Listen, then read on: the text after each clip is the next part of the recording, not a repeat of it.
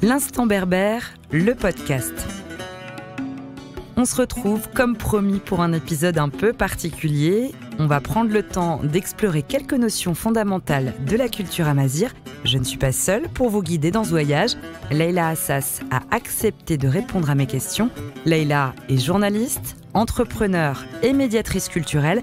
Elle a fondé Ziara Culture, une agence créative pour la promotion des cultures des oasis d'Afrique. On la retrouve tout de suite.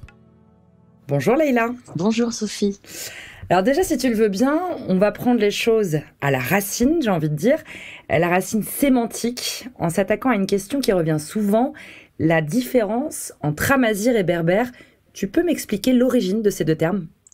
Il est vrai qu'on croit souvent ces deux termes, amazigh et berbère. Ça désigne la même aire géographique, la même population, donc ça peut prêter à confusion quand on ne connaît pas très très bien l'historique. Eh bien, en fait, les deux termes sont interchangeables. Parfois, on les utilise même dans la même discussion, dans la même phrase, on peut les utiliser. Mais, un peu pour faire simple, le mot amazigh est un terme endogène, c'est-à-dire que c'est nous-mêmes les amazighs qui avons décidé de nous désigner comme tels. Il signifie l'homme libre, donc ça porte une forte connotation, presque une envie de s'affranchir des désignations des autres, j'ai envie de dire. Et le terme amazigh, il a été adopté officiellement comme le nom en fait, de la population, de la culture. On parle de tamazigh avec un T pour la langue, donc le T c'est au féminin. Et en fait, pour aller encore plus loin, le terme amazigh, il a été déjà évoqué par Ibn Khaldoun, pour décrire Mazir comme étant un ancêtre royal de ces populations-là, donc en Afrique du Nord, mais aussi en Afrique de l'Ouest. Mais on peut aussi parler d'ethnonyme qui passait en fait, qui est devenu un néologisme sémantique. Ça veut dire qu'en fait, il a acquis un statut social particulier déjà dans les années 40, avec les mouvements indépendistes, notamment en Algérie, le mouvement PPA-MTLD. Il commence à avoir une littérature, mais aussi ou bien la chanson la plus emblématique ou le corpus le plus emblématique, c'est Kermis Amazigh, Lève-toi, fils amazigh, de Edir et Amaran. Donc un peu pour expliquer pourquoi le mot amazigh est venu remplacer le mot berbère. Je vais peut-être commencer par la fin, mais aussi le mot berbère, on va le rappeler que c'est un terme donc exonyme, donc il est extérieur. Ce sont les autres qui nous ont appelés ainsi. A priori les Grecs puis les Romains, qui appelaient barbaros toute population ou toute, on va dire, ethnie extérieure ou étrangère à la leur. Donc c'est un terme très généralisé finalement, le mot barbaros qui est devenu berbère, barbare, aussi repris par les chroniqueurs arabes et arabophones. Pendant longtemps aussi, il a été employé avec une connotation très négative. Donc, on peut aussi comprendre cette volonté pour nous, les amazighs, de petit à petit, on va dire, le changer, ou petit à petit essayer de le remplacer par le mot amazigh. Après, c'est pas évident parce que le mot amazigh, comme je l'ai rappelé, il est pas comme vocable, mais surtout comme utilisation, en fait, pour nous désigner comme étant un peuple, est relativement récent. Donc, il fallait toujours que le mot berbère reste pas très très loin pour qu'on puisse aussi situer géographiquement et culturellement, en fait, cette partie de l'Afrique. Pour revenir sur le terme berbère, tu disais que c'était jusque-là connoté négativement. Est-ce qu'on tend à revenir vers une réappropriation de ce terme, au contraire ? Ou je pense aussi déjà à l'Académie berbère, l'encyclopédie berbère, donc depuis les années 60 à 70. Ils ont préféré utiliser ce terme au mot amazigh, ils ont leur propre choix. Nous avons Instant Berbère qui nous réunit aujourd'hui. Donc oui, je pense qu'à un moment donné, on peut se poser cette question, c'est-à-dire on nous a désignés comme tels, pourquoi ne pas juste l'assumer? Nous sommes les Berbères. Mais ça reste une question d'identité. Le choix sémantique, le choix d'utiliser les mots ou amazigh ou berbère n'est jamais vide de sens. Absolument, mais après c'est tellement en fait rentré dans les pratiques quotidiennes et dans le langage, quotidien. Moi personnellement, il m'arrive souvent dans la même phrase d'utiliser le mot amazigh et le mot berbère. C'est dire la complexité aussi de la chose. On ne peut pas trancher comme ça facilement. Après, il est vrai que moi personnellement, je tends à utiliser le mot amazigh plus qu'au berbère, en me disant que c'est un mot, qui peut fédérer, mais aussi porter des valeurs intrinsèques à notre culture. Et souvent, en fait, des détracteurs, ils vont dire que non, vous n'êtes pas des Amazirs, vous êtes des Berbères. Nous sommes ce que nous sommes, c'est-à-dire l'essence, elle est là. Et après, les termes ou les noms peuvent être interchangeables, on peut même aller vers un troisième vocable, pourquoi pas. Et moi, je dis souvent, un peu pour taquiner les gens, je dis aussi que rappelant que le Burkina Faso n'a été rebaptisé comme tel que dans les années 80 par Feu Thomas Sankara, qui a décidé qu'en fait, pour aussi, en fait, c'est une sorte d'hommage à son peuple. Le Burkina Faso, c'est le pays des hommes intègres, littéralement. Et pourquoi pas? Dans un esprit anticolonial, décolonial, un terme peut aisément remplacer un autre.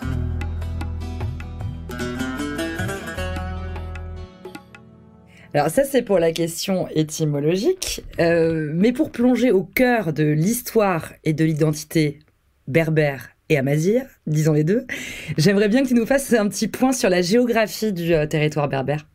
Le territoire historique, culturel, géographique, linguistique, mais aussi génétique, amazigh, de l'ère amazigh, il s'étend jusqu'à l'est, jusqu'à l'oasis de Siwa, une oasis égyptienne. Elle est limitrophe de la Libye. Il descend jusqu'au Mali et au Niger, Burkina Faso également. Mais aussi, on retrouve beaucoup de populations encore berbérophones, berbères en Algérie, au Maroc, en Tunisie, un peu en Mauritanie, très peu aussi au Sahara occidental. Il y a aussi des données récentes qui recensent des populations encore berbérophones au Soudan.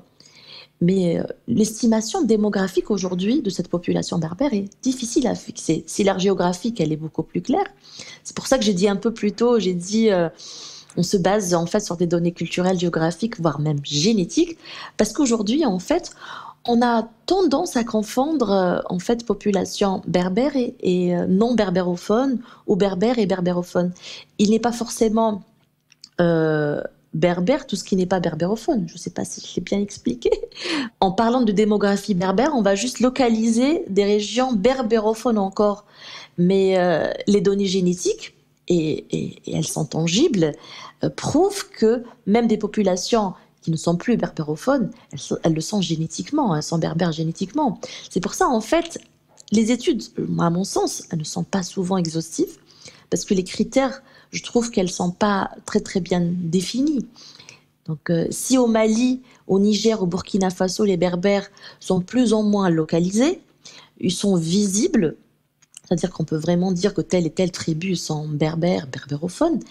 Comparé, par exemple, on va les comparer au Sanrail, au Malinké, donc il y a une réelle distinction, mais dans d'autres pays, notamment en Algérie, on va plutôt se pencher sur le nombre de locuteurs, ce qui fausse un peu le mapping, si tu vois ce que je veux dire, Sophie. Oui, tout à fait. En fait, si je te suis, le problème qu'on a pour estimer la démographie de la population berbère, c'est presque un problème de définition. Il n'y a pas une définition qui fait consensus sur ce qui fait le peuple berbère à un moment M, une photographie, on va dire, de 2024, quoi. Oui, tout à fait, c'est exactement cela, en fait. Il n'existe pas, on va dire, un baromètre tangible pour pouvoir définir qui est berbère, qui ne l'est pas. Surtout que beaucoup, ils sont libres, ne se revendiquent pas comme tels. Ça, c'est important aussi de le souligner. La culture amazigh, c'est aussi un drapeau. Est-ce que tu peux me le décrire, ce drapeau? Oui, le drapeau amazigh, en fait, c'est un drapeau identitaire, donc qui n'a pour seul but de fédérer, représenter, pas juste politiquement, mais surtout culturellement, l'ère socioculturelle, sociolinguistique amazigh. Il a pris naissance dans les années 70, donc en fait à l'aune ou bien dans le sillage de l'Académie berbère, qu'il a présenté pour la première fois, et son inventeur ne s'est pas douté un instant qu'il allait avoir cette aura, cette représentation. Donc et surtout dans les années 90, donc plusieurs années après, lors du Congrès mondial Amazigh, qu'il a été en quelque sorte officialisé comme pourtant un emblème culturel. Je pense qu'il est pour nous ce que le drapeau de l'Union européenne est pour l'Europe. Donc il va fédérer, il y a une sorte de consensus, et il est en fait formé de 3 bandes. Donc il y a la bande de bleu, et il y a la bande verte, il y a la bande de jaune. Donc le bleu, c'est la Méditerranée. Le vert, c'est les prairies, c'est les plaines, c'est la Berbérie ou le Temesra fertile. Et le jaune pour l'étendue du Sahara et le Sahel, donc où on peut le retrouver aussi. Et il est marqué, en fait, on va dire presque en fer rouge, avec le yaz, et c'est le symbole Amazigh. C'est me semble, la 30e lettre de l'alphabet amazigh, qui signifie homme libre. Est-ce que ce drapeau, il est reconnu, j'allais dire, par la communauté internationale, ou est-ce que pour l'instant, ça reste un drapeau symbolique ? À mon avis, il n'y a pas une reconnaissance officielle, Ouais. si je ne dis pas de bêtises, mais en fait, il est présent, il est attesté, l'iconographie, elle est là, elle est visuelle.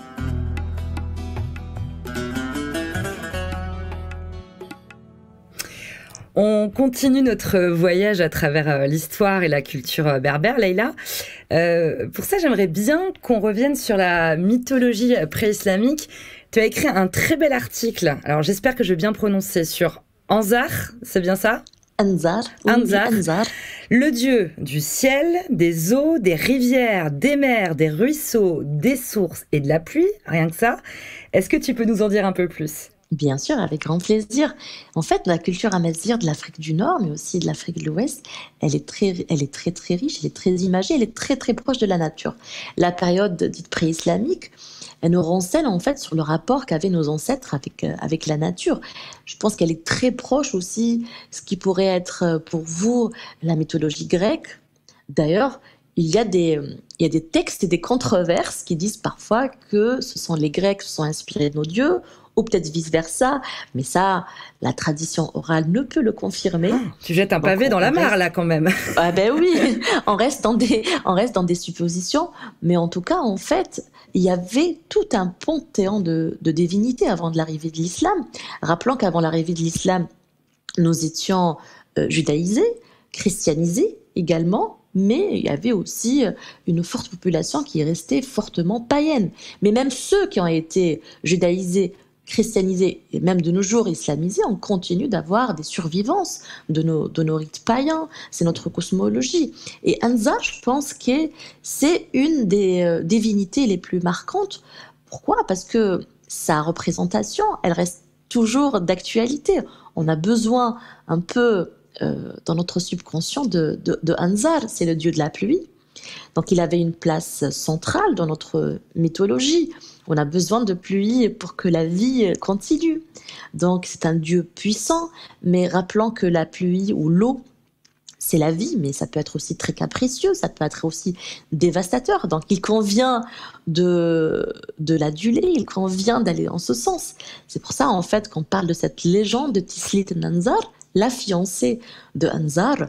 Donc déjà, ça va nous renseigner sur le rapport en fait, du sens du sacrifice, parce qu'on sacrifiait aussi des femmes. C'est ce que la tradition orale, les anthropologues essaient d'aller en ce sens, de dire que la fiancée d'Anzar, elle symbolise une réelle pratique qui a existé. Je pense aussi à la fiancée du Nil, qu'on jeta des jeunes filles donc au Nil. Donc on peut vraiment se rapprocher de cette dialectique. Et l'histoire raconte en fait que quand en fait la fiancée d'Anzar, Tiziri, elle était prête à se sacrifier. Puis un jour en fait, elle est partie se baigner dans la rivière et elle avait réussi à apaiser Anzar. Et cette pluie abondante ou qui allait être dévastatrice a fini par être bénéfique pour les populations. Est-ce qu'il est encore, d'une certaine manière, célébré aujourd'hui ? Et si oui, comment ? Et il y a encore en fait des parties de l'Afrique du Nord qu'il célèbre. Il y a eu un déclin parce qu'il y a eu des travaux de recherche jusqu'aux années 70, années 80, où il était encore célébré, très présent, pas uniquement dans les régions berbérophones, mais on va par exemple penser à la Kabylie, où jusqu'à nos jours, il y a encore qui pratiquent le rite d'Anzar. Certains ont fait dans la continuité, d'autres aussi dans une sorte de renaissance. Donc on avait perdu la tradition, mais on a essayé de la ressusciter. Il y a aussi, notamment au Maroc, il est encore pratiqué. Dans le sud-est algérien, aussi à Béchar, pendant jusqu'aux années 80-90, il a été pratiqué. Et dans des régions, ma région maternelle, dans l'Oranie, à Sidi Bel Abbès, à l'ouest algérien, enfin, qui sont une région fortement arabisée, donc on ne pratique pas aucun dialecte amazirt, mais jusqu'aux années 90-2000, en fait, nous avons des récits, notamment je pense à M. Qadar Ben Smicha, qui lui il est marionnettiste, il est aussi un homme de théâtre, qui justement s'est beaucoup inspiré de cette tradition d'Anzar. Il se rappelle, lui très jeune, il pratique encore cette tradition. Aujourd'hui, encore heureux, on ne balance pas de charmantes jeunes filles dans les rivières. Oui, j'aime autant. Oui, oui, moi aussi. Mais Anzar, il est représenté par la louche, Taranjait. Donc on va habiller comme une jolie jeune fille, donc c'est la tislite, la fiancée, et on va en fait l'exhiber, cette marionnette. Il y a tout un chant, et chaque région a son chant, et qui va invoquer Anzar ya Anzar, donc donne-nous de l'eau et de la pluie.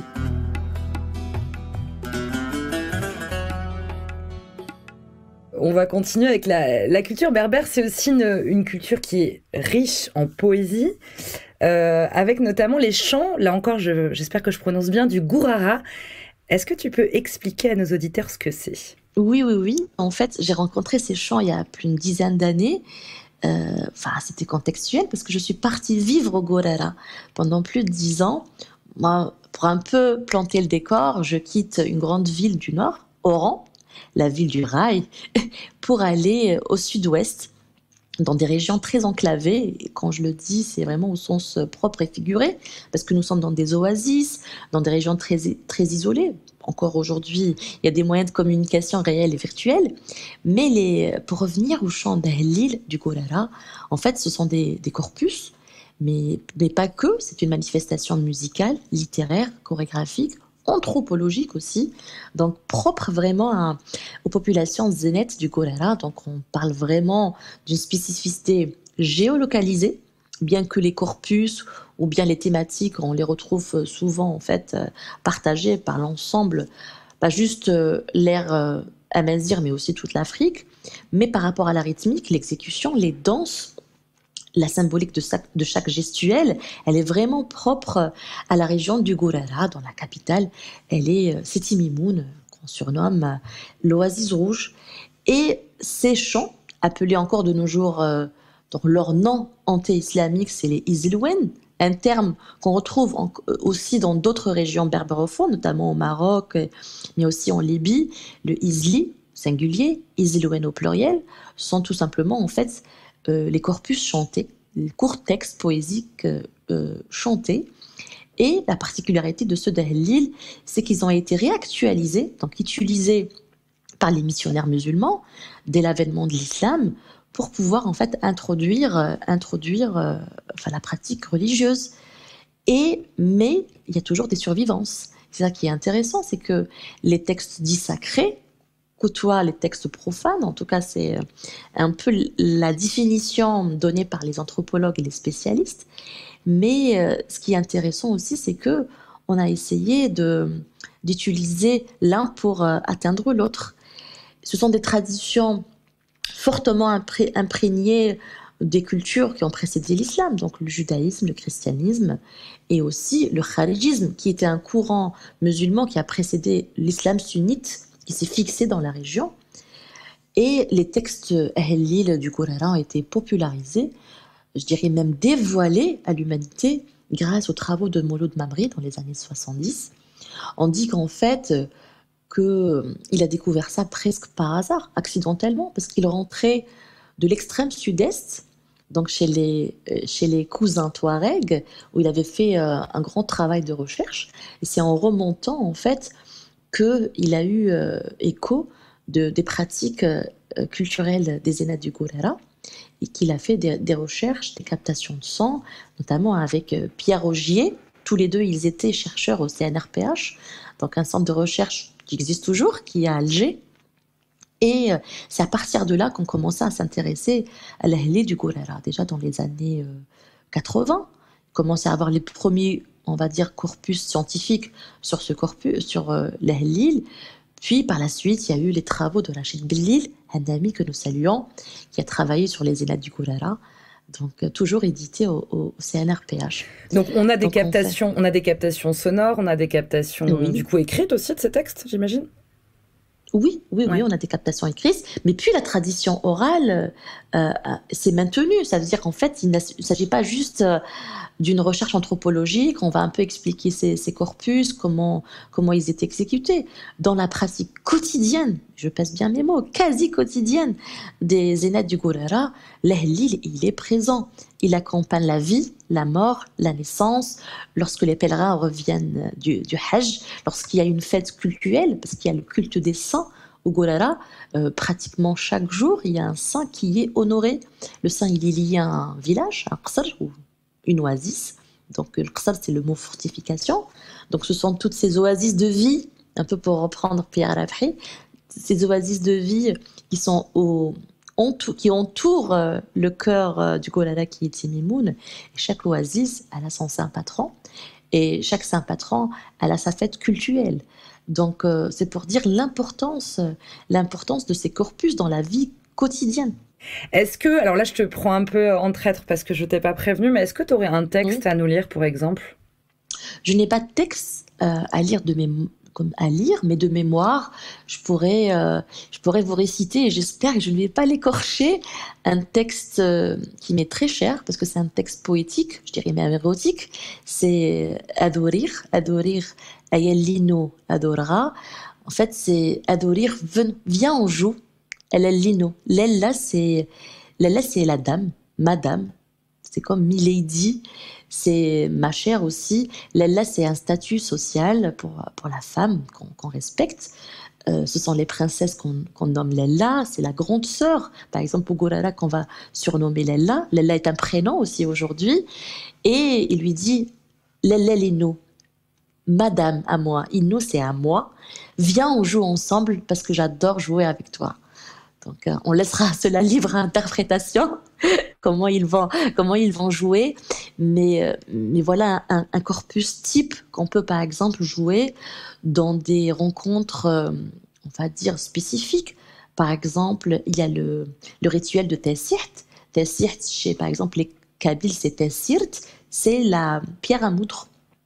Urha, aussi appelé en algérien.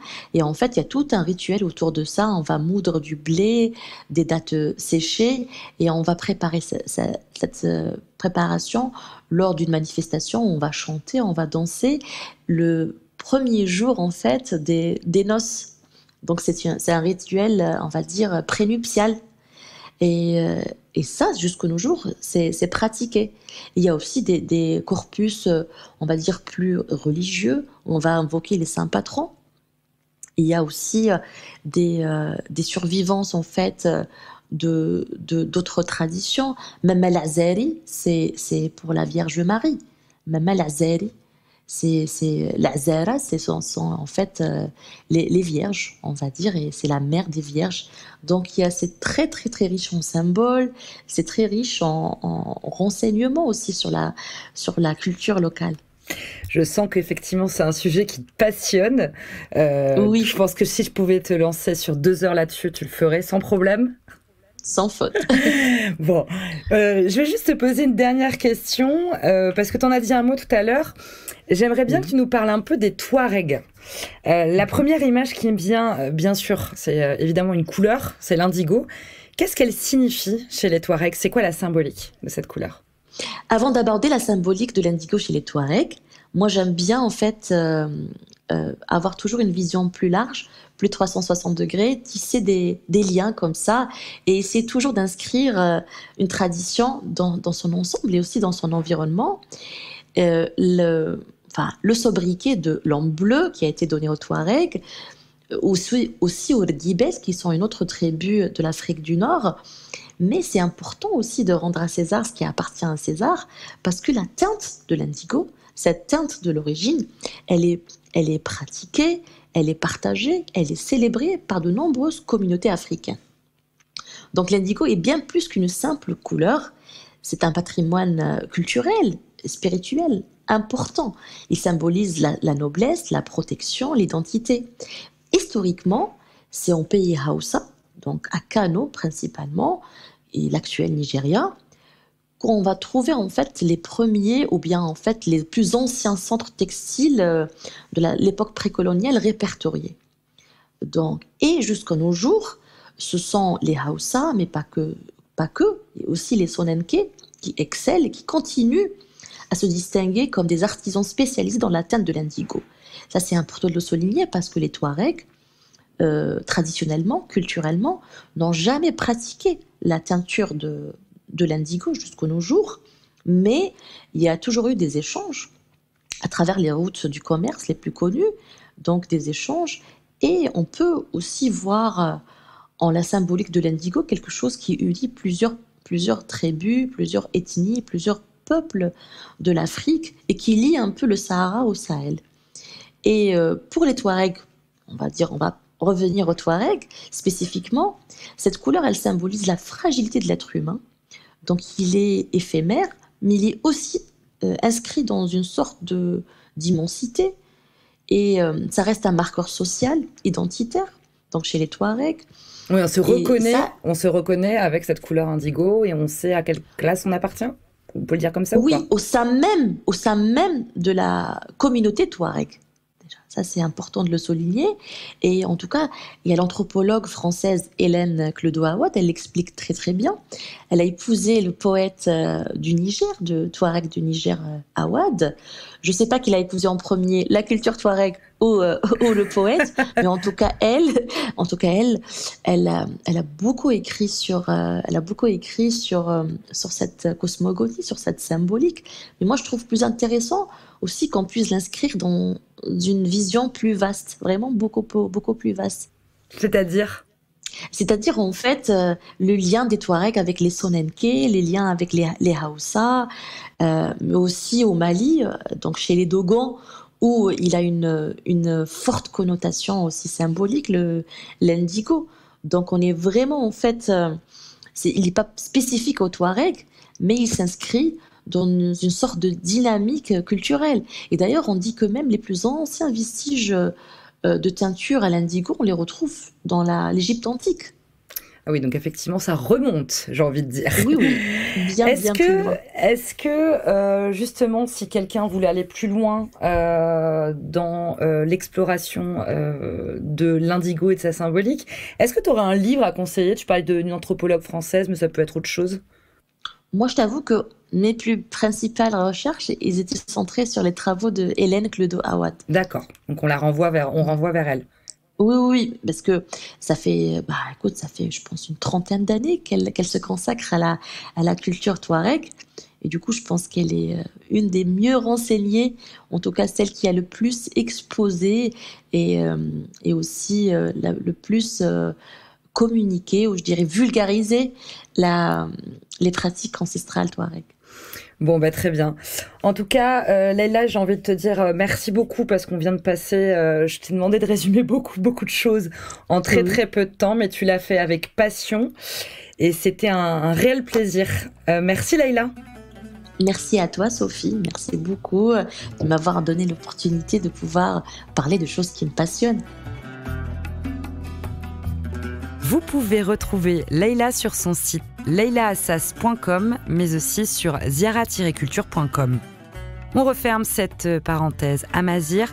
Continuez à suivre notre actualité sur la page Instagram de l'Instant Berbère et sur vos plateformes préférées. À très vite.